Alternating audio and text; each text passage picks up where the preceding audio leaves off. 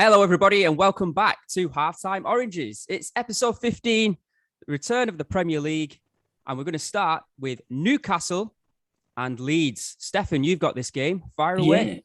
Yeah, Friday night game. Two teams fairly down on their luck at the moment. Haven't made probably the start they'd hoped for. Haven't got a win to their name, and now they've both got selection problems as well. So in midweek, Pascal Struck had his appeal turned down for revoking that red card against the challenge he made on Harvey Elliott. Let's just stop you there, mate. What do we think of that? What do you think of that, Clive? Do you think that's a fair decision, or do you think it's harsh? I do think it's a little bit on the harsh side. I know the injury is horrific.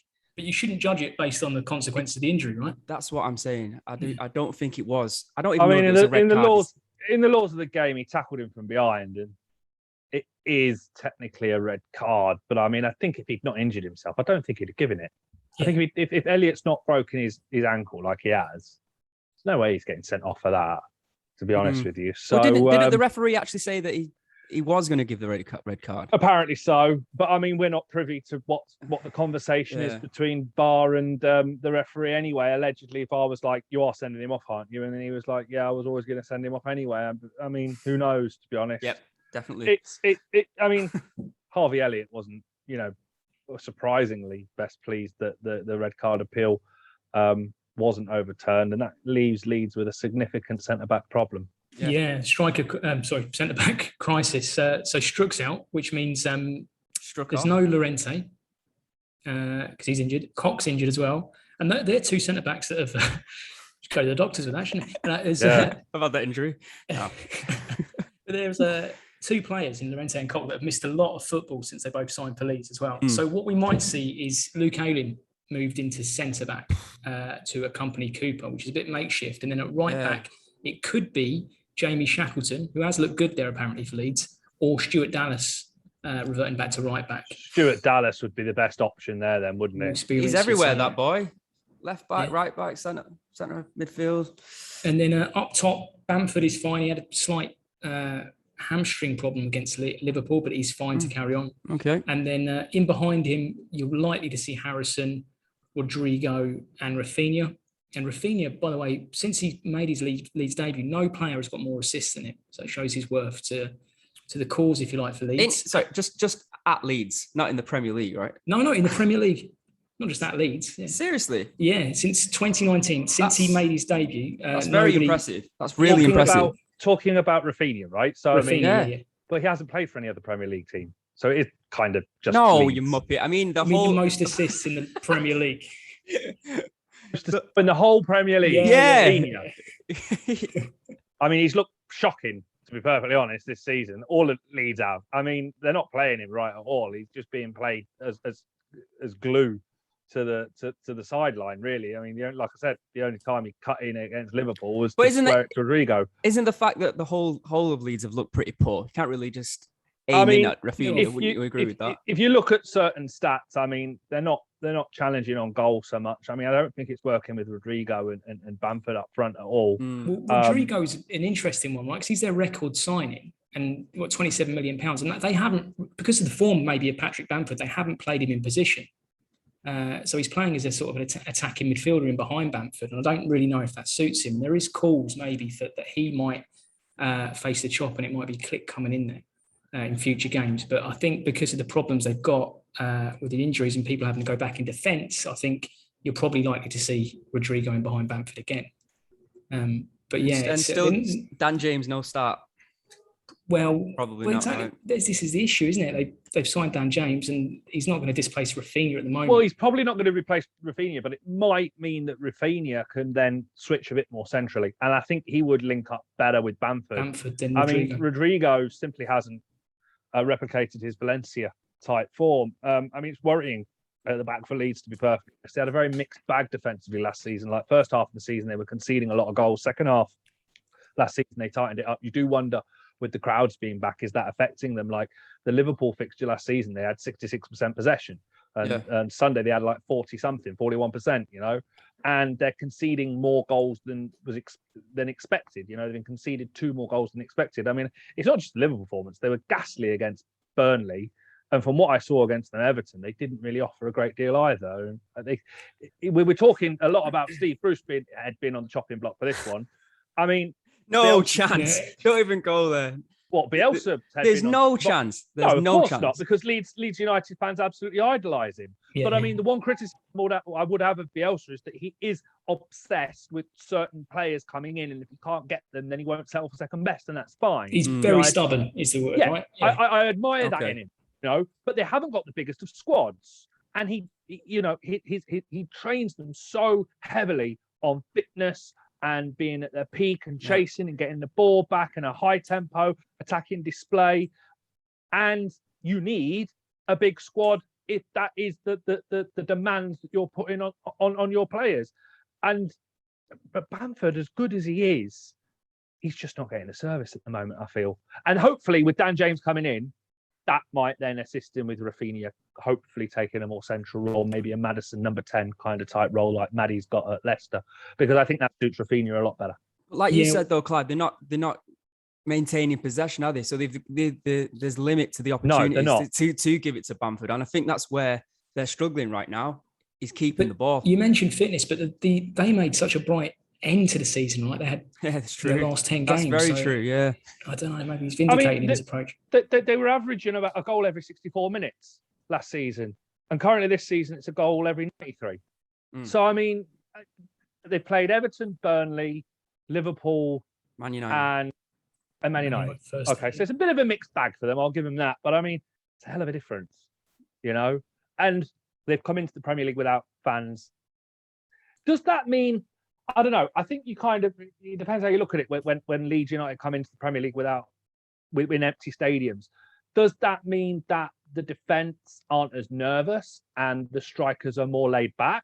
Has that affected them a little bit? I don't know, but I honestly think that might be the case. I honestly think it's nothing to do with the fans. I honestly think that teams have worked out how good Leeds are, so when they do approach the game, it's completely different. The mentality is different. It happens, doesn't it, in second seasons? I know we don't really want to go to the second season syndrome, but it is a fact. People know more about Bielsa and what he does with his team and how they play than ever before.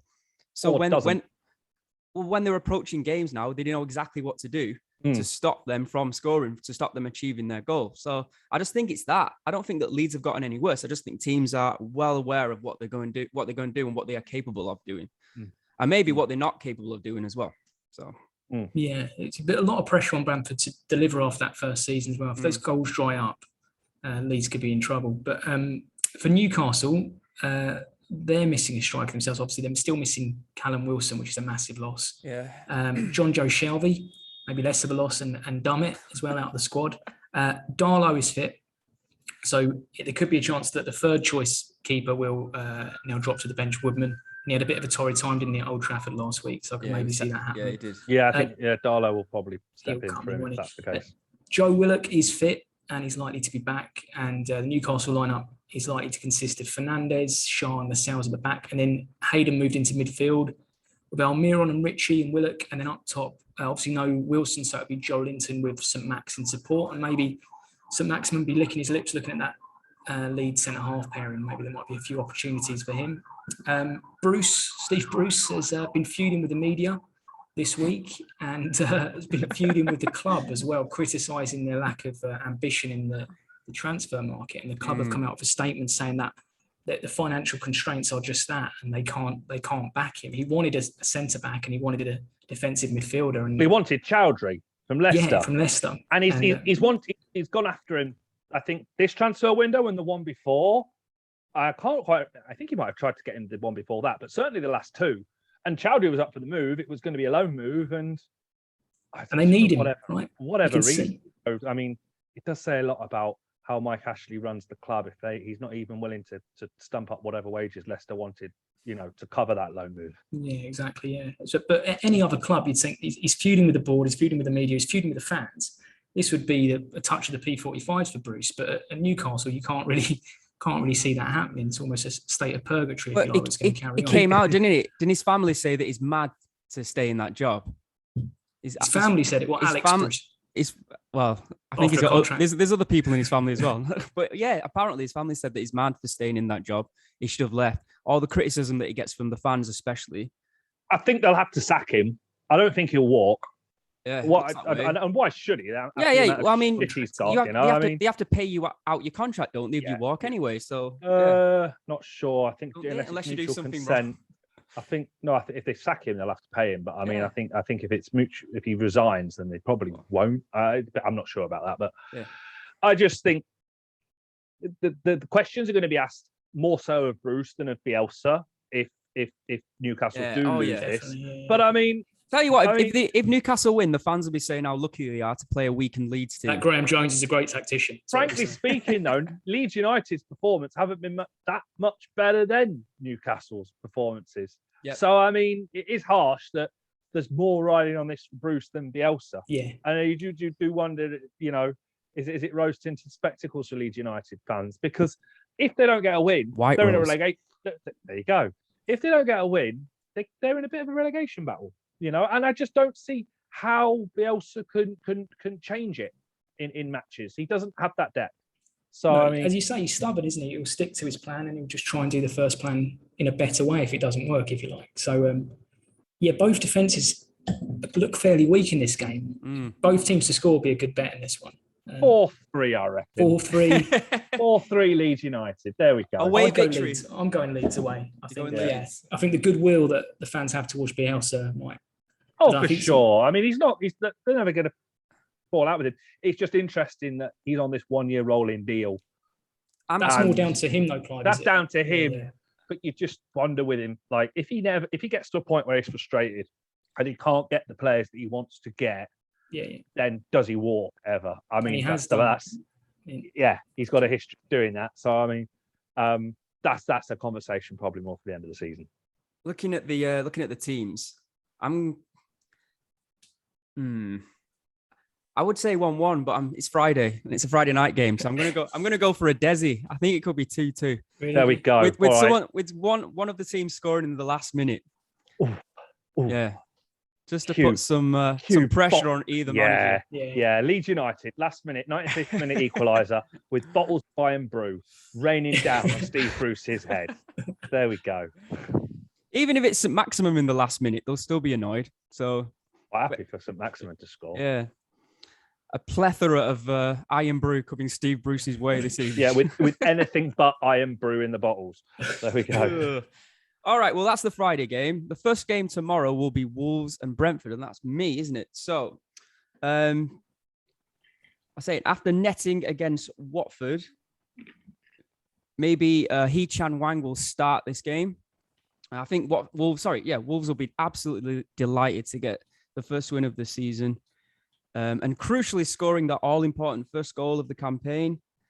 I'm sure they'll aim to use that as a springboard now, moving forward.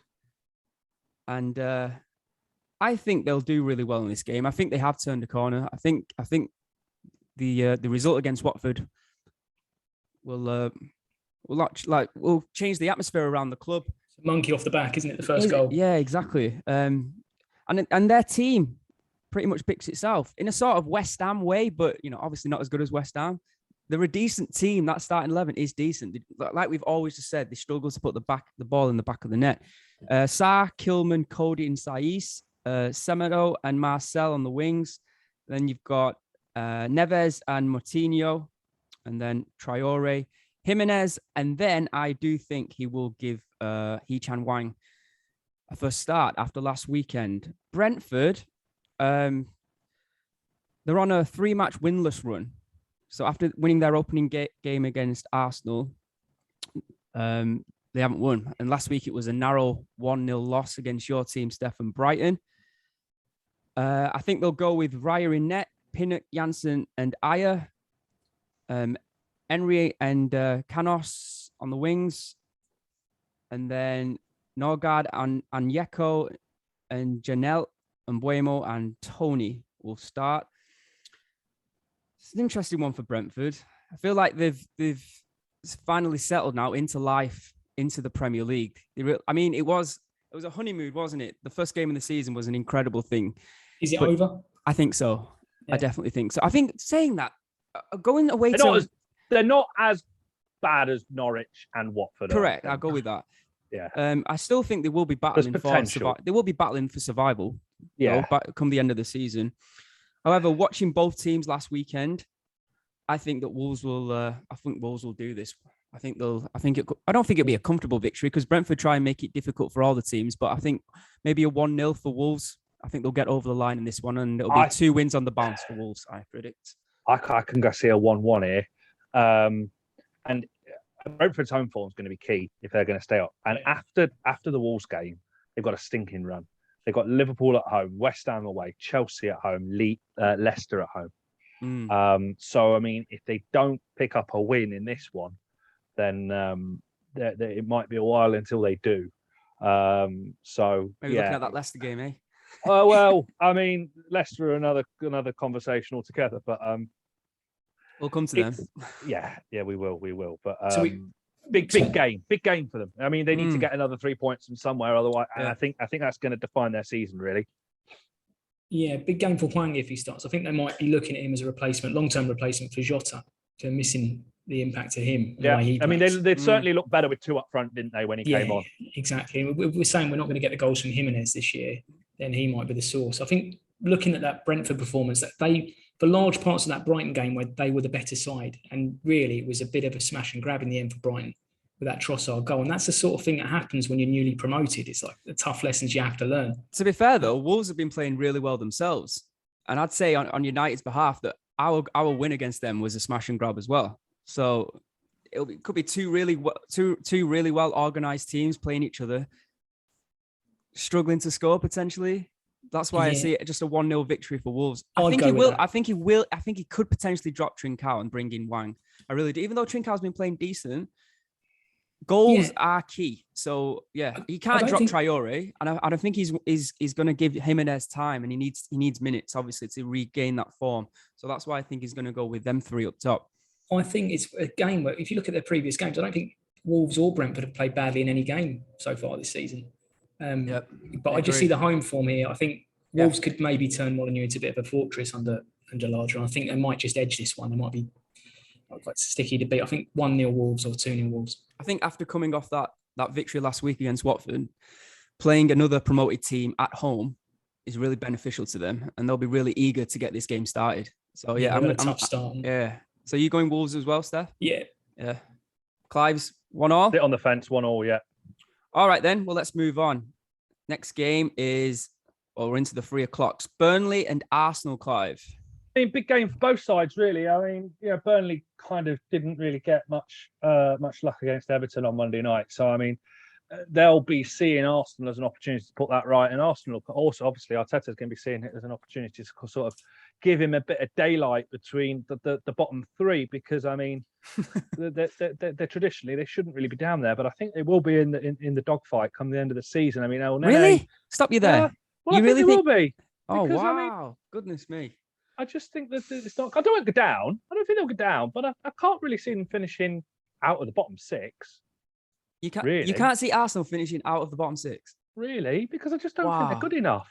I just really don't think they're good enough. I don't think Aubameyang's the player that he used to be. I think just for the record, I personally think they will finish top half of the table. I think mid-table mediocrity for Arsenal. I mean, Lacazette plays like he's got a face like a slapped arse. I mean, it all depends on sort of how the likes of Smith Rowe and Pepe kick on, really. I mean, they show flashes of brilliance 1 or 2 games and then don't turn up for 5 or 6. I mean, El Nene struggling with a hamstring. Holding's got a knee injury. Xhaka's still banned.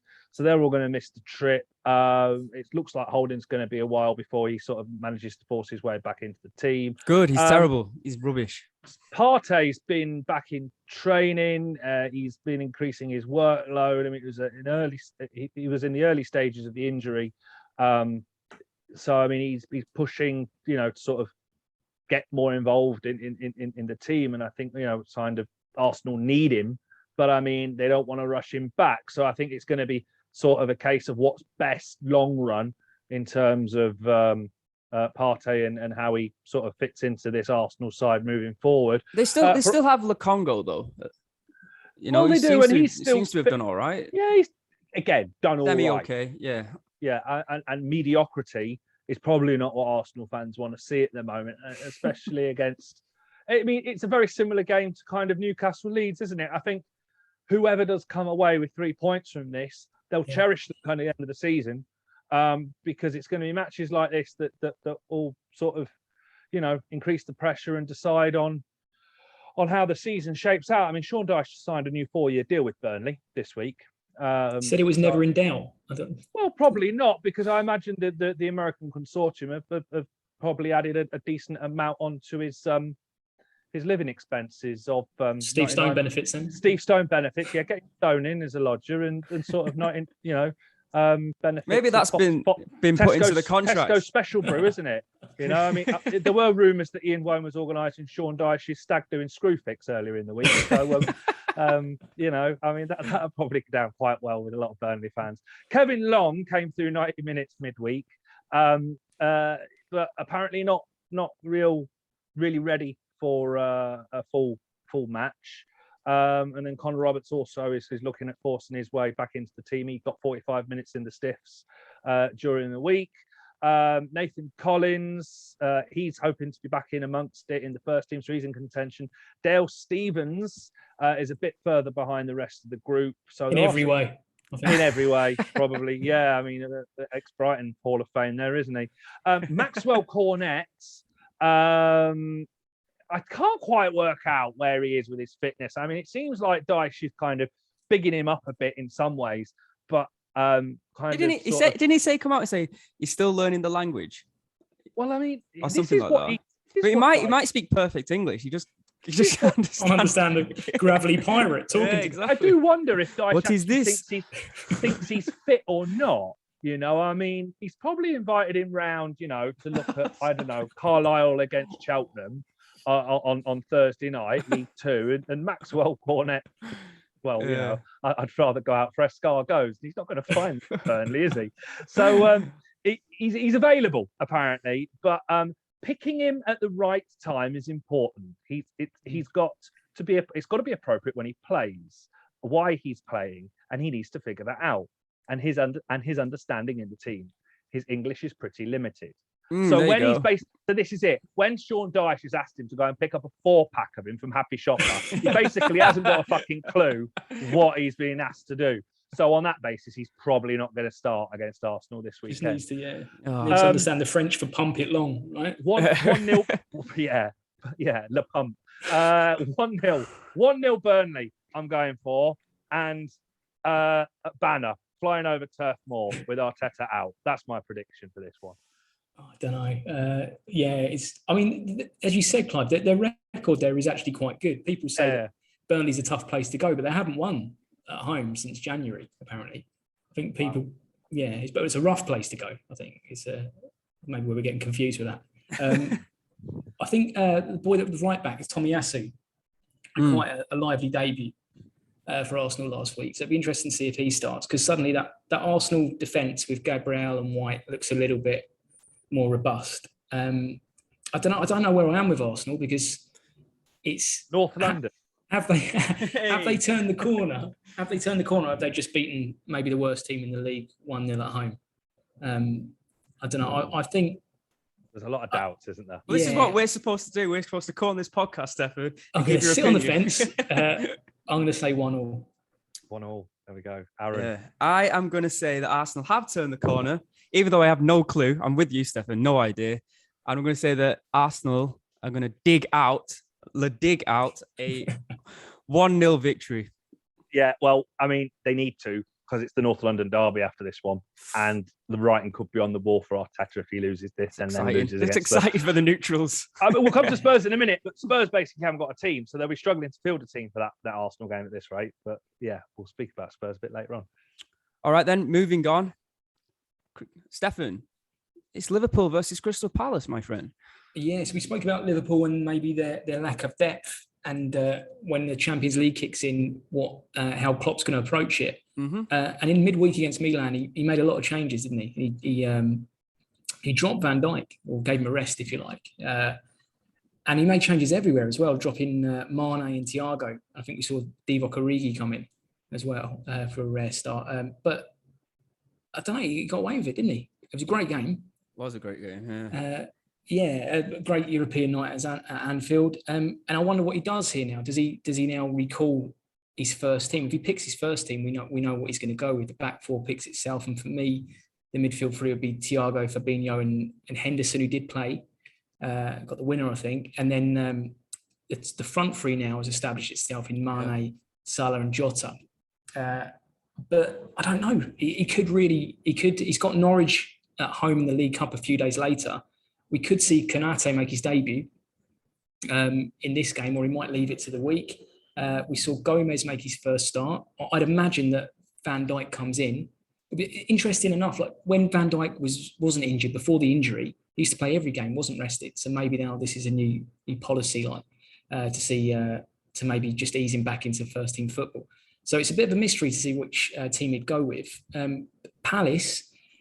Great afternoon at Selhurst for the Palace fans last week, but albeit against a 10-men Spurs with a lot of players missing, and I think Ben Davies ended up at centre-half. So how much we can read into that, I'm not too sure. Changing of the guard, isn't it, from Hodgson to Vieira, and that was seen in the substitutions when they took Benteke off for Edouard and Ayew off for Elise. And I wonder if he'll start with that, with them two on the pitch. And I imagine Edouard will make his full debut, if you like, away at Anfield. It's a big day for him. Zaha, probably man of the match last week. Him and maybe Conor Gallagher came out in an interview this week, said he's enjoying his football again. Zaha did? Yeah. And he hasn't seemed happy under Hodgson for, the last 2 years. So well, it's pretty clear. Yeah, there was a mutual respect, though, for them, wasn't there? I think a mutual respect. But everyone likes Roy Hodgson, right? He's sort of like a friendly uncle, I think, in football.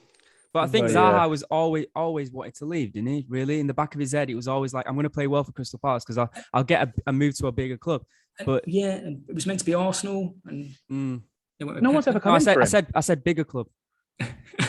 Back in the day, again, kids. No one's ever. Has anyone actually made a bid for him? No, a lot of talk, right? And he didn't exactly pull up many roses at United, did he? No, he shagged David Moyes' daughter. That's the rumour. There we go. That's been speaking of Patrice Evra. He probably. That's why. What a rumor, though! One of my favourite rumors in football. That is. Probably hasn't even got a daughter. But it is actually incredible the amount of footballers that do go around shagging managers' daughters, because apparently Chris Wood at Burnley. I have a list of one. Chris Wood at Burnley, apparently, when he was at Leicester, shagged Nigel Pearson's daughter. That's the bloke you don't want to be. Seriously. He was doing really well at Leicester in the Championship. We signed him from Huddersfield. And Pearson had seen him on loan at Millwall while Harry Kane was on loan at Millwall. And then he got Kane. Signed the wrong one. But they got Kane in on loan, and they got Chris Wood on loan, and that was the infamous season where we missed that penalty in the last minute. Right. And then Watford went up the other end and scored. Yeah. Harry Kane and Jamie Vardy were both on the bench, and Chris Wood was long gone by that point. Right. But there'll be an interesting book on players that have shagged managers' daughters, and Chris Wood would definitely be in that as well. And and others. And I think you'd have to have a special sort of with Alan Pardew, because didn't Nigel Pearson's son get into some trouble as well? Yeah, coming in from Thailand with the reality show. Team. Yeah, and then sacked him. Move him in. Move them all into Daishi's house. Adam Pearson, I think, last I checked, he was at Carlisle, so a bit of a race for him as well. But yeah, I mean, it's rife in football, adultery. There we go. So. Crystal Palace's formation, Stefan. So their style of play, if you like. So I think with Gahey and Anderson, they've been a bit braver playing the ball out from the back. I wonder now if they will be brave enough to play that away at Anfield, and whether you might see the keeper give the waivers to get up the pitch from goal kicks. When everyone is fit, though, for Palace, it is quite exciting from a Palace fan's point of view anyway. So Edouard up top, Zaha wide left, Elise and Eze with Gallagher behind them. Is Eze fit? Eze's not. Is he fit yet? No, whenever a big right. when everyone's fit, exactly. Put him and Lapsy together. Exactly. Yeah. So I don't know. I think this maybe game too soon for Palace. I still think Liverpool have too much quality here. And definitely. But we've not mentioned Edouard for this one. And I know he did it against Stefan definitely just did. Well, yeah, but breezed over that. Have we kind of just discounted the fact that actually they're a much better side than what we've been giving them credit for? I know he did it against 10-men Spurs, but I mean, I wouldn't write him off after a very sort of tiring match against AC Milan, which was by no means a walkover for Liverpool. Could they? No, true, but Van Dijk didn't. Palace. Van Dijk didn't start, did he? So I think he's rested him, so he will play this weekend. That's a huge boost for Liverpool. So I don't think Crystal Palace have got hope here. I think they'll play well. I don't think Liverpool are going to batter them. I don't think it's going to be 3-4-0. No, 2-0 nailed on. I would say. I can see Palace giving them a bit of a scare. I'm going to go 3-2 Liverpool. And I reckon Gallagher and Edouard are going to surprise a lot of people in this one. They're quite exciting to watch now, Palace, all of a sudden, aren't they? And it's a complete juxtaposition from the Hodgson. So, yeah. But I still fancy Liverpool. I'm hoping Liverpool anyway. And I hope Crystal Palace, if I'm being honest. All right, let's move on. Another 3 o'clock kickoff. Manchester City versus Southampton. An entertaining 6-3 victory for City in the Champions League. With Grealish getting probably the pick of the bunch. Laporte and Stones were both out of that game, and Ake came in and he scored. So, do we think that Ake could start? It could happen. If Laporte and Stones are still unfit, well, then he will definitely start. Foden also made his first appearance against Leipzig, but it might be too soon for him to be in the starting 11. Walker, Gundogan, and Jesus made substitute appearances, but I would expect them to be in the starting 11. Going back to Grealish, he has started every single game so far this season. So there is a thought that Sterling now might come in to that left side. There's been no De Bruyne and no Foden, right? So I imagine it's... However, KDB will start, is what I'm hearing. So in there, Ederson, even though on one website when I was doing research, they said that we might see Scott Carson picks that, but I'm discounting that. Walker on the right, Cancelo on the left, and then Diaz, and I'm going to go with Ake because I think the other 2 defenders might be out. Kevin De Bruyne, Rodri, and Gundogan in central midfield with Jesus on the right. He seems to have nailed down that right side now. That seems to be him. And then I'm going to go Sterling. I'm going to say Grealish is going to get rest for this one with Torres up top. For Southampton, Shane Long finally returned after COVID this week to training. Stuart Armstrong and Walcott remain sidelined. Looks like he's going to continue with Stevens and Salisu in central defence. Seems to have made a sort of a really good partnership. Kyle Walkers could play on either side, but I think he'll go with him at left back. Shea Adams is pushing for a recall. He got dropped against West Ham because they've decided to play with one striker up top that worked well defensively. But again, I think that he will stick with that. I think Armstrong will play up top on his own. So McCarthy in net, Ward-Peters on the left side, Livramento at right back, Salisu and Stevens in the central defence, Ward-Prowse, Romu and El Yanassi in central midfield, with Gineppo on the left, and then a surprise inclusion might be Teller. And then Armstrong up top on his own. Looking at the statistics, the last 3 home games for City, they've scored 4 goals and kept clean sheets. 11 of the 12 games against these 2 in all competitions, Manchester City have won. And Southampton have lost the last 5 away games at Manchester City. Southampton have conceded at least 2 goals in their last 7 away games. Southampton have become a little bit more of a stronger outfit. We've seen that in the last few games. They haven't won, they haven't got over the line, but they look a lot better than we thought they would do. When we saw them against Everton the opening day, we thought they could be in trouble here. But yeah, they've got it together. I'm going to say that City are going to win this 2-0. I don't think like Liverpool it will be a walkover. I think Southampton will set up very defensively. I could be wrong because City are an incredible team, even more so at home. But yeah, I'm going to give Southampton a little bit of a leeway. I'm going to say that it's only going to be a 2-0 victory for City. I think it's going to be a cakewalk for them, to be perfectly honest.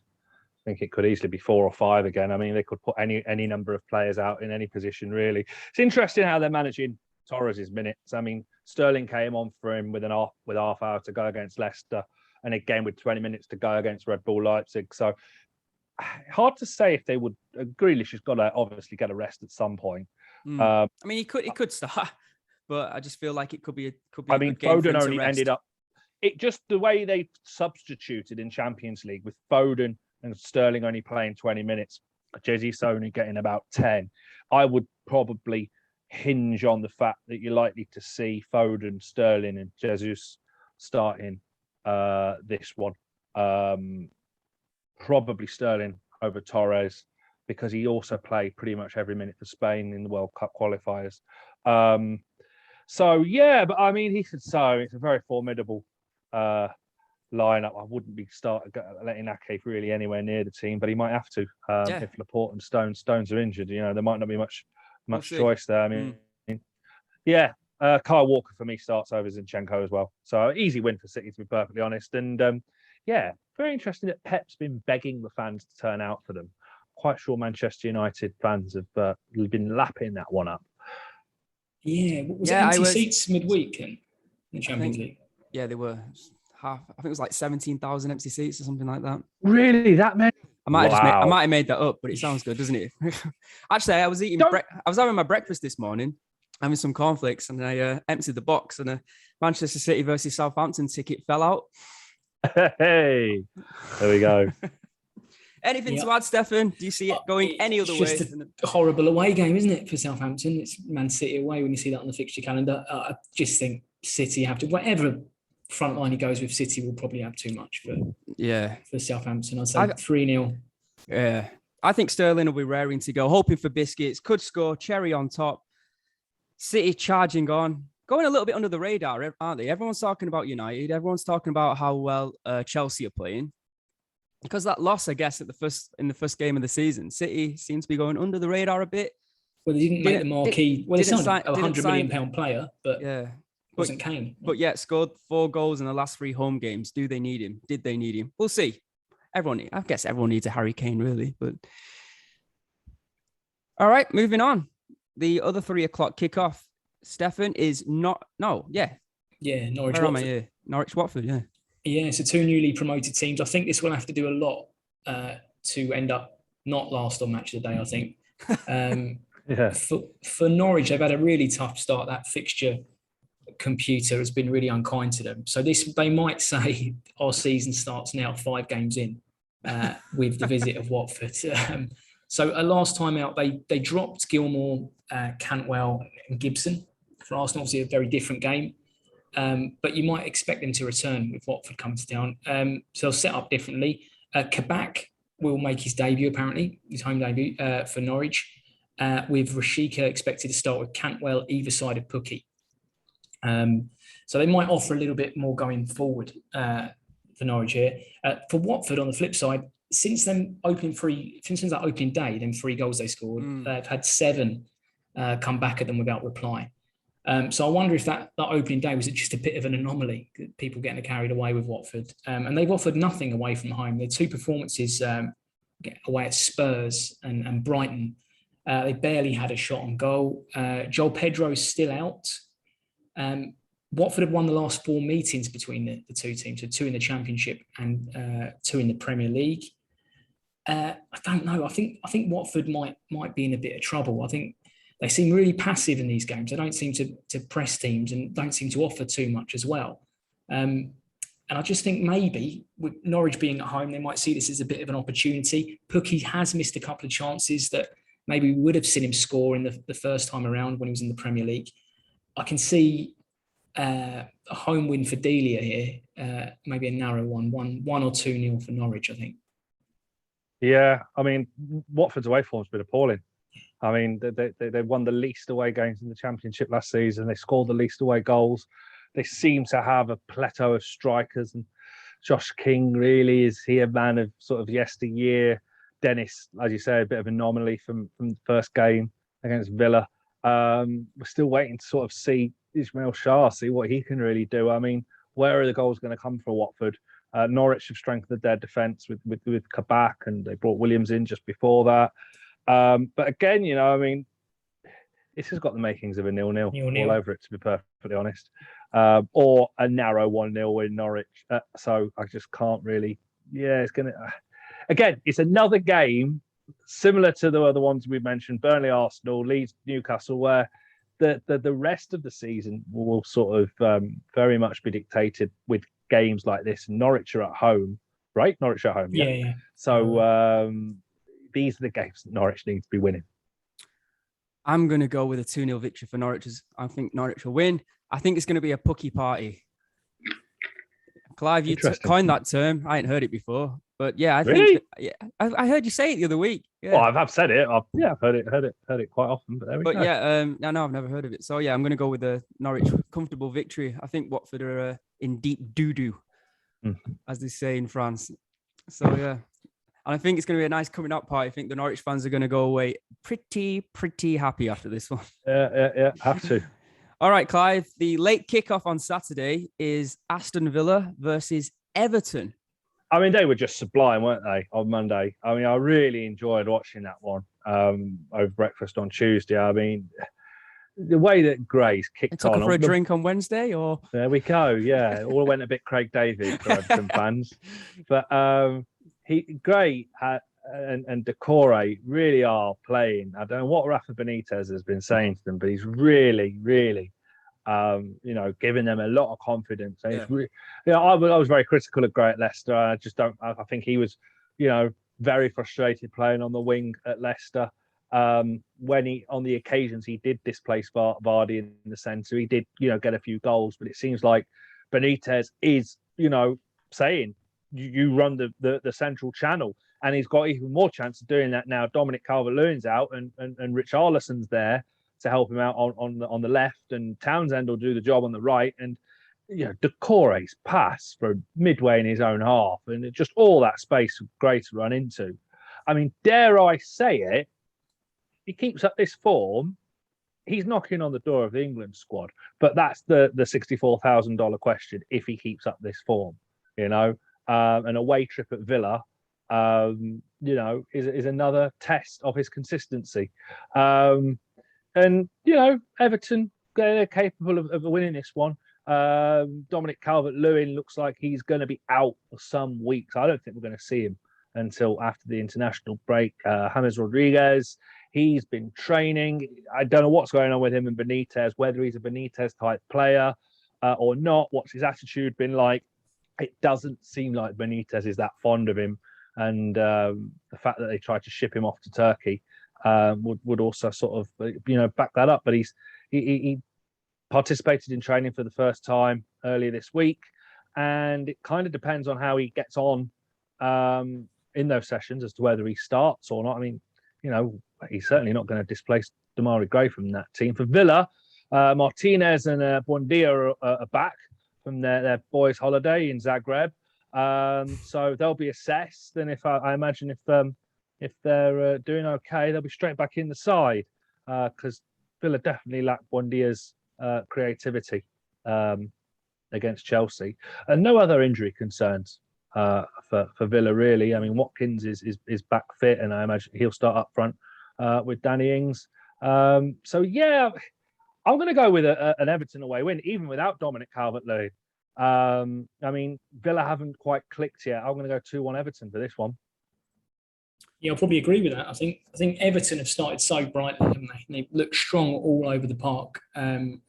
Will we see Rondon, do you think? If Rondon came on for the last 10 minutes against Burnley, but I just don't think you'd start with the same team that started against Burnley, to be honest with you. I mean, who did start up front?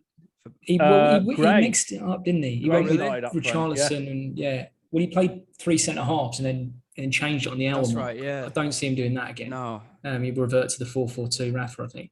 I think Villa looked okay, against Chelsea, despite the scoreline. They created a lot. Especially in the first half. Yeah. But I still think Everton are bang on form at the moment. They look like they've made the best start, right? Almost outside the big four. I'm going to go Everton away winning. Yeah, I think with, even though it was against Burnley and they did well, I still think without DCL up top could be a difficult game for them. But like you said, they started so well. And with Decore, and I've got to mention Arran as well in central midfield for Everton, they look incredibly strong. Villa, a little bit of a mixed bag, like we have said. They've got a good squad, though. I'm going to go 1-1. I think they'll. I do think they'll score. I think Villa will score this weekend. It's just whether they can defend. And I think without DCL, that's a big threat gone for them. And if they're going to, cross balls into the box, as we know what they're going to do, it's going to be an easier time for the Villa defenders without DCL. So, yeah, I'm not going to go with an Everton win, even though I do think they are the better team. And like you said, Stefan, they're in the form of their lives at the moment. I'm going to go with Villa. I'm going to go with a draw. All right, moving on to the Sunday game. It's a citrus war. It's Brighton at home to Leicester. Yeah. Take it away, fellas. Half-time Oranges derby, or the Leo Ajoa derby, probably the most high-profile player to play for both of our clubs. I think. He's playing in Mexico now. I'd take him now. Damn, you know what? I had two players because I was doing Wolves against Brentford. I can't remember who. Any ideas who that derby? Dan Harding. Wolves against Brentford was the Andy Sinton derby. Should have said that. And for Manchester City and Southampton, Wayne Bridge, the Wayne Bridge derby. Of course, yeah. All right, fellas. What do you reckon then, Steph? I mean, Brighton's not the easiest of places to go, is it really? Well, hopefully not this year. We gave away a few sloppy points last year. We've had quite a kind start. But we were, as I say, we weren't winning these games last year. We were giving away a lot of points, especially at home, and we weren't scoring enough goals. I think it's 2 years on now from when Potter took over from Houghton, and there was a lot of question marks whether that was the right decision. And unfortunately, I think Houghton's lost his job this week as well, which is sad to see. Yeah. And the argument was that we got rid of a man that we all loved and brought us up, maybe historically our best ever manager, and we aren't getting as many points. We're in the same position where we're fighting off relegation or we're in the conversation with a month to go. But the argument was the football is a lot better, and it is a lot better watching Brighton these days as a fan. But now we're picking up points, and the reason we brought in Graham Potter was to finish in the top 10. And if he's able to do that this season without actually going and getting a striker, it would be incredible. I worry long term how long he would be at Brighton if he was able to accomplish that, I'm afraid. In terms of the pitch, on the pitch, this weekend, the lineup might be a bit disrupted because we lost Adam Webster in the game of Brentford midway through the first half. Where did he go? We haven't found him yet, but that caused us to rejig it. So we went with a 4-4-2, sorry, 4-3-3, in which we saw Joel Veltman come into centre half. I don't know what he'll do here. I don't know if he'll go with 4 at the back, or if he'll go with 5. If he goes with 4 at the back, what we'll see is Shane Duffy and Lewis Dunk. And for nostalgia reasons, that's great as a Brighton fan, because that was the centre-back pairing that took us up. But I'd worry up against that Leicester front line if that's good enough. What we might see is Duffy, Dunk, Veltman and Cusarella. If not, he might go 3 centre-backs with Veltman and then play a makeshift right-back like Stephen Alzate or even Pascal Gross. But we did that against Everton, and we got found out against Amari Gray, and I think maybe somebody like Barnes might have a field day if we try and do that. If he does do that, if we go with 4, it allows us to commit an extra man up top, so we might see Solly March, who is fit. So we might see March, Trossard, Alexis and Morpay, which looks exciting. But I don't know if he'll do that. I can see Welbeck having an impact from the bench. I think in midfield we look strong. All of a sudden you're looking at Basuma and Lallana, and you think we can mix it with the likes of Ndidi and Tillemans for Leicester. That's a good scrap. That's a good scrap right in the middle of the park. It's one that we lost though, isn't it? Up against Allan and Decore, and maybe. I don't know if you lost it against those two, or the fact that the other players around did better, because Basuma was still fantastic in that game. So yeah, he hasn't had a bad game. It's in the form of his life. Brilliant, yeah, brilliant player. I think if Brighton are going to get anything from this one, you're going to need some pace up front, because Evans is injured again. He had to go off at half time against Napoli, and that first half and first hour really for Leicester against Napoli, it's the best I've seen us play this season. Barnes looks like he's back in his groove now, but then we lost our way big time because Evans had to go off. He'd had a recurrence of his heel injury, So it's looking like Vestergaard and Soyuncu at centre-back against Brighton on Sunday. They're not the quickest. Sionchu's he's not in good form, is he, Sionchu? Not at all. I mean, you could argue he was slightly at fault for Napoli's first goal last night, but really he's not been playing well all season. Now he went with Castagna on the right and Bertrand on the left. I think Pierre is going to come in on the left, and that's we're going to need that pace against Brighton on Sunday. Tielemans was diabolical when he came on the half against Perez, and to be perfectly honest with you, his interview earlier in the week, where he basically said, "I'm open to anything." Well, all right then, Yuri, off you fuck. If that's how you feel, you can't get basics right, and you put in performances like you did against Man City last Saturday and against Napoli in the second half. Clearly, your heart's not in it. So speak to your agent, and you see how much and what kind of a move you can get. Because no one came in for you in the summer, Yuri. It's that simple, and you do. I'm gonna cut that bit and put it on Twitter with a message to Yuri Tielemans. Well, you can, because he's a very good player when he turns up, and this is what frustrates. You've got this issue. You've got this issue with Maddison as well. Right? I was going to say, yeah. Well, I've got an issue with Maddison, and the stats support that issue with Maddison. He's not had a goal and assist in 16 games now. And against Man City, he had 24 touches, which was the second least out of any Leicester City player. He's supposed to be the linchpin and the main source of creativity. I mean, judging on the first half performance, if I was Tielemans and Maddison, I'd be extremely worried about holding down the place in the first team, because Daka put in a shift, Iheanacho put in a shift, Sumar put in a shift, against Napoli. We have strength in depth. Barnes is looking back to the player that he was before his injury against Arsenal last season. The Maddison and Tielemans, when they turn it on, it's a joy to watch. But the consistency in their performances is not going to attract the likes of Arsenal or Liverpool or the likes of them to come in for them in January or the summer next year. But saying that, do you think that someone has approached his agent already? That's why he has said those words. Without a shadow of a doubt. Yeah. And, I don't blame the likes of Maddison and Tielemans for wanting to step up to the next level for Champions League. And probably going to a club like Liverpool. But don't verbalise it.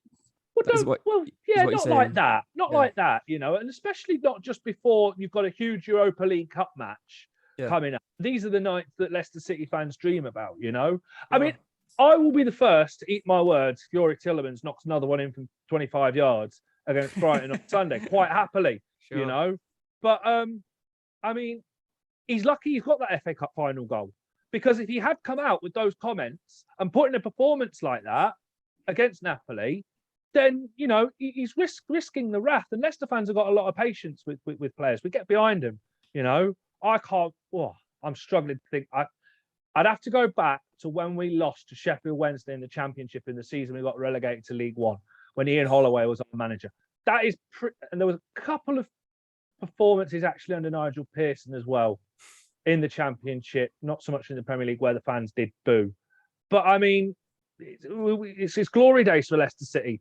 But I mean, we've got to be careful we don't lose this momentum. But back to Brighton, I mean, I think Vardy's days of doing a full 90 week in, week out might be coming to an end. I mean, 60, 70 minutes, possibly. You could see against Man City he was tiring, and that might be the time where now Daka comes in a bit more often. I'd like to see Nacho start with Vardy. I think Vardy will start, but I think Iheanacho deserves to start ahead of Maddison. Sumar, I don't think will start ahead of Tielemans, and Tielemans has got a chance to prove him right. But another performance like the last two, and he will be dropped for the next one.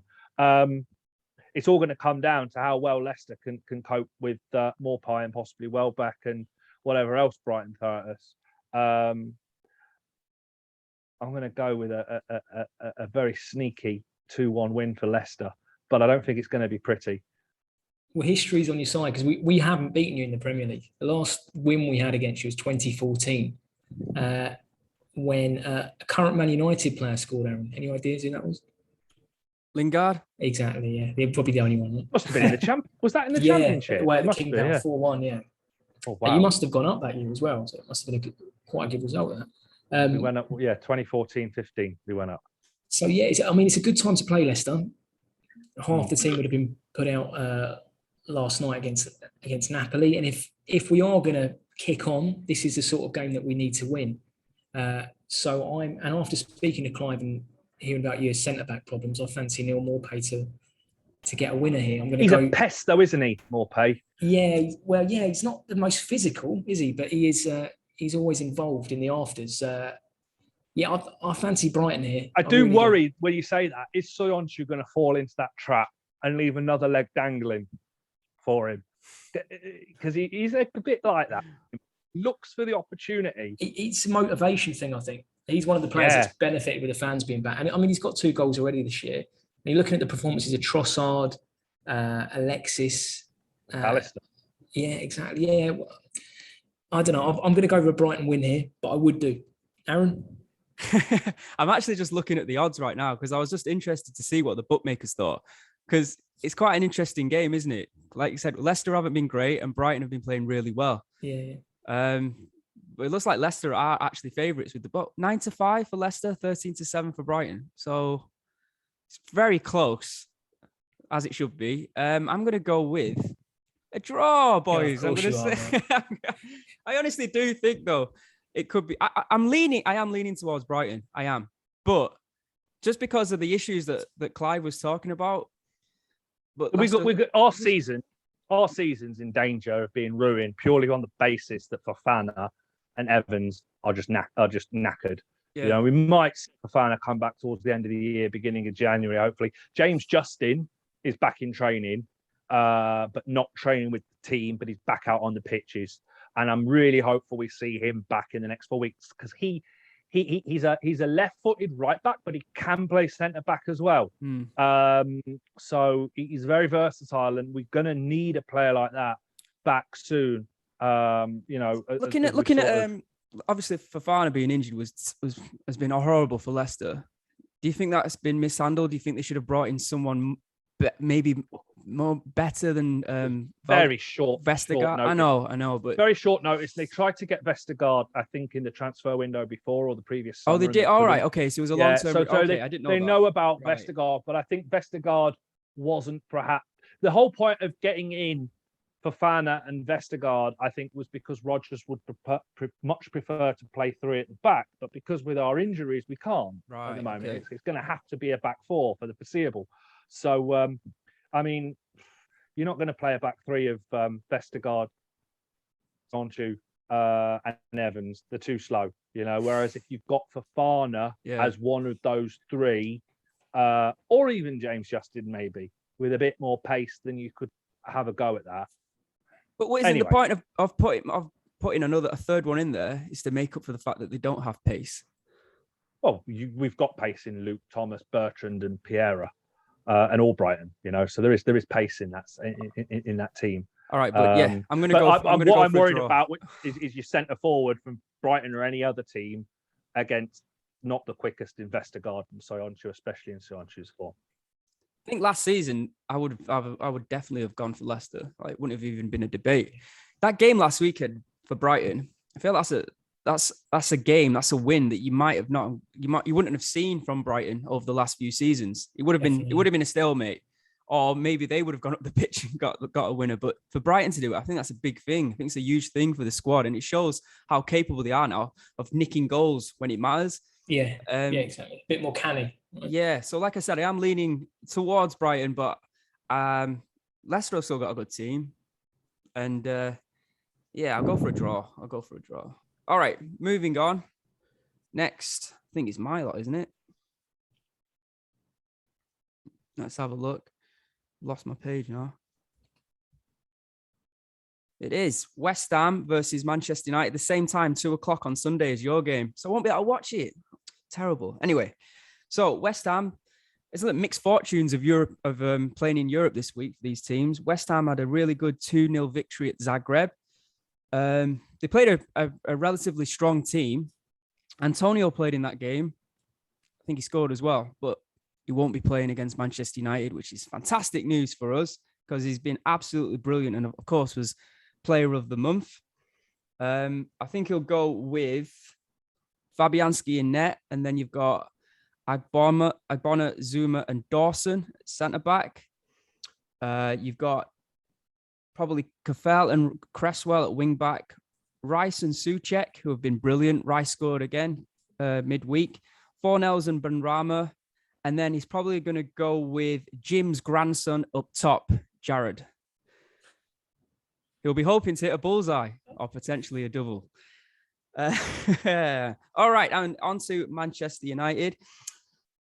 It's going to be an interesting to see who he does pick up top, but I think he might go with the tried and tested McFred. I think McTominay is now back in training, and I would hope, and I think he's going to play with both McFred and McTominay. So this season he's playing two holding midfielders, a double pivot all year. I think he's got the option, isn't he? He's not all year, but I would hope to see that against this good West Ham team, if I'm being honest. Okay. Pogba on the left, because I don't think Sancho is going to play because he's been relatively poor since his arrival. He hasn't done great things at all. I think, keep him in training and give him minutes, maybe in the EFL Cup against West Ham next week. And Greenwood on the right, and of course Ronaldo up top, Bruno in behind, and then the back five pretty much picks itself. Of course, De Gea, Shaw left back, Wan-Bissaka right back. Even though he did get red carded in midweek, I'm sure Dalot is now thinking that he can get ahead of him, but I still think he will go with Wan-Bissaka. Then you've got Maguire, and of course Varane. Lingard will be desperately hoping to play in this game. I'm sure he would have wanted to start against West Ham, but I don't think that's going to be the case. And of course, he had an absolute stinker midweek against Young Boys when he passed it back to the keeper. What's the last action of the game, basically, wasn't it? Yeah, well, for Man United, it's like when you press goal R, was it's the like last when you touch. It's like when you press R2 by accident on your PlayStation, isn't it? And you go back past to the keeper or something. I think it was more like pouring water on your PlayStation. What happened? Yeah. We're undefeated away though in our last 28, so let's not forget that. However, West Ham have scored 2 goals in 8 of their last 10 home games in the Premier League, and undefeated in their last 7. Solskjaer's tactics have become under scrutiny recently, and we've played well in patches. And in other patches of games, we've played pretty poorly as well. So with all that in mind, I also mentioned that Cavani is not going to partake in this game, but he should be back again for the EFL Cup next week, midweek, where we are playing West Ham at Old Trafford. So taking everything into account, I think it looks like this is nailed on for a draw. In the Jonathan Spector derby, I'm going to go for a draw. I want Manchester United to win and cruise to victory. And I think we have got every chance, considering that Antonio is not playing. But like I said, our form has been a bit of a mixed bag recently. And West Ham seems to be finding their feet. Even when they're not winning away at Southampton, they're expected to win and they're drawing. And that seemed like a poor result for them, which is incredible considering. So yeah, I'm going to go. I'm changing my mind. United all the way. 2-1. We're going to sneak this one. 2-1 victory. 1-0. 1-0. Sure. 1-0. I'm going to go final answer, Chris. West Ham are not going to score because Antonio is not on the pitch. They're going to keep it. They're going to find it very difficult to keep the ball up top. So yeah, I'm going to go that United are going to sneak one. And guess who's going to score? Exactly. That's what I was going to say. That's right. It's going to be a Maguire header. I think the difference in the final third would be key. West Ham have got these results with Mikel Antonio, and they're gonna miss him. And as you say, you've got Ronaldo up top. I think he might prove the difference in these games in the past where you haven't been able to get that winning goal. I did find it quite interesting when he got subbed away at Young Boys that he was sort of standing next to Ole Gunnar Solskjaer, stood up, gesticulating as if he was in charge, and that might be a theme going forward. That domineering presence of Ronaldo. He's always been like that, though. He's always been like that.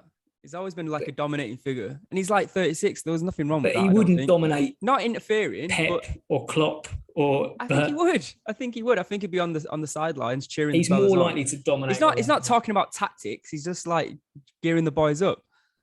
But yeah. Saying that, when he did come off, Solskjaer went, sorry. Yeah, I've got to. Yeah, so it's going to be difficult to manage that. But I think, without Antonio, it's a massive loss, and your away form's very good. I don't think you can afford to draw this. Really, I don't think the other teams are going to give up too many points this year. That's why we're going to win it. Exactly. Stefan. Yeah. So I'm going to say United edge this, probably with a Ronaldo winner. Clive? United, purely because I think West Ham are going to go to shit now. Oh, really? You do? Well, It's going to be interesting to see how they can no handle Antonio now we're for here. West Ham. Now we're here. No Europe's here. How Moyes is going to be able to keep the squad together, midweek games, weekend games. I think you'll probably see a very heavily defensive performance from West Ham. I think Zuma will come in probably with Diop and Dawson at centre back and probably play 5 at the back. Vlasic might be a lone striker up front. I mean, it all depends on if Ben Rama's up for it or not. I just can't see anything else other than United win, and I think Ronaldo will turn on the style again. It could be quite comfortably 2 or 3-0 for United. Because I like your confidence, mate. West Ham aren't going to. I mean, it's lucky it's a Sunday, but I mean, I can't see West Ham are going to have to adapt pretty quickly to this Europa League Sunday business, and without Antonio, I think they'll struggle. Yeah, I mean, it's going to be a big difference not having Antonio in that squad. A huge difference, and if there is we're lucky that that's happened. And what a time now after that atrocious performance against Young Boys to now turn it around. So, yeah, I'm going to go with the United win, but I'm not as confident as you, Clive. I think we'll edge it. Stefan? Yeah, you'll edge it. Maybe 1-0, 2-1, Man United away win. All right, then, moving on to the final game of the weekend, the late kickoff on Sunday. London derby, Tottenham against Chelsea. Clive? Spurs have got their work cut out in this one. I mean, the recent form's not good to look at. I mean, they've created the second lowest big chances, the second lowest shots in the box with 22 all season. Their expected goals is the second lowest in the season, and here they come up against Chelsea without Dyer, without Tanganga. Mora, Bergwijn got injured in the Europa Conference. It looks like Son's injury to his calf could be a bad one. Nuno Espirito Santos is being very coy about the severity of it, and there's very little news coming out, but it's looking quite likely that he's going to miss this game. And you do wonder where the creativity is going to come from. Brian Hill is going to probably have to come in at the centre of midfield, and Spurs are going to, base the fact that they can't do much worse than the midfield that lined up against Palace in Winks and Skip, which created the square root of fuck all. So I think Romero and Sanchez are going to have to come in at centre back for them, and it's going to be a long day at the office, I think, for Spurs, because I think Lukaku is just going to absolutely steamroller them. I mean, it's interesting to sort of see how Chelsea lined up in Champions League. I think Reece James and Chilwell especially. I mean, Alonso came off for Chilwell in that one. I think Tuchel's been sort of gradually getting Chilwell sort of back to a state mentally where he can come back into the team, and Spurs will look very vulnerable on the left, especially with Conor Gallagher against Palace last week. And I think Chilwell could have an absolute field day at the Spurs Stadium. It's not White Hart Lane anymore, is it? What did they say? Is it the London? No, I want to say. I always want to say. Stadium. I want to say White Hart Lane, but it's not. And have they said they've not sold? Have they sold the image rights yet? I don't think they have. Anyway, Chilwell's going to absolutely tear them a new one on the left hand side. I think he'll get the nod over Alonso. What a player to pick to rip a team apart out of all the talent that they have in that team. Well, and I think Havertz, he didn't play for the first hour against Zenit midweek, so I expect him to start over Ziyech. And those are the two main changes. I think you'll see Havertz for Ziyech and Chilwell for Alonso. And then you've got Reece James to contend with on the right, So I think. Did you hear about Reece James during the Champions League? His house got burgled while he was playing. Wow. And they nicked his Champions League winners medal. That's horrible, isn't it? Thing to do. I mean, clever, but terrible. I just can't see Spurs getting anything out of this one. I mean, they're going to have to improve on what they did against Palace, because otherwise the Spurs fans are going to start getting frustrated again. I mean, there was calls that it was back to the days of Mourinho, the performance they put in against Palace. Well, it's a bit harsh, isn't it? I'm going to go to Chelsea, because unless Brian Hill hits the ground running, I just can't really see where the creativity is coming from for Harry Kane, unless he manages to carve out a chance himself. But I mean, this Conference League's not going to work very well for them. I mean, Højbjerg didn't seem, that enamoured with the fact that they came away with very little last night, and it's not ideal preparation for such a big derby. To be honest, I can only see one winner from this, and that's going to be Chelsea. Yeah, I think and Ndombele is back now for Spurs, so they might have a bit more. Ndombele, exactly. Sorry, I couldn't help myself. A bit more of a creative spark going forward there, because they showed nothing against Palace, and with Son out is a massive miss. Son without Kane, it just doesn't go. But Chelsea, a machine like Chelsea, haven't been very good, I don't think, in the last 2 games. But they're just grinding out performances and grinding out results. Sorry, I think Chelsea win this and they don't even get out of a third gear. Yeah, similar to that Arsenal performance a couple of weeks ago. I'll go comfortable Chelsea win. Lukaku to bag again. Full house. Thinking exactly the same thing. I think, like you said, Ndombele will probably start. Romero will probably start, right? He's now fit and back from Croatia. From his jolly up. There is the possibility that the young lad Scarlett could even get a start if more of Bergwijn and Son are all injured. Yeah, could see red as well. He'd play captain, wouldn't he? Anymore? It's a Thunderbirds reference, I think. I've not watched Thunderbirds for years, so I didn't get it. Royale with cheese got hammered against Zaha last week at Crystal Palace. I think Alonso will keep his place. Clive, I'm sorry. I know you're a big fan of Chilwell, but I can't see him dropping Alonso. It does have a habit of rotating people either before or after Champions League, and Alonso played against Villa and in Champions League, so I think that's the time that's why I think Chilwell's going to come in. I think Kovacic has been outstanding for Chelsea in that central. All the plaudits, of course, will go to Lukaku, but I think Kovacic has been amazing. Kante's back, right? Is Kante available? I'm not sure if he is or not. In my predictive lineup, I've got Jorginho and Kovacic, but yeah, I'm not sure about strength in depth, isn't it? Exactly, yeah, which is still amazing. Then Mount and Havertz, perhaps, behind Lukaku. So with that team, I mean, Clive, you've been through it already. I can't see anything, but I don't think it'll be a battering for Spurs being at home. But yeah, comfortable 2-0 victory. And like you said, I think you summed it up really well when you said, I don't think Chelsea will be getting out of third gear. I think it'll be relatively easy for them. So yeah, full house there. Chelsea away win. Shall we wrap this up, boys? Yeah. All right. Thank you for watching Halftime Oranges. Don't forget to subscribe and like. Write us a comment as well. What do you think? And we'll see you for the roundup show next week. Cheers, guys. Cheers. See you later.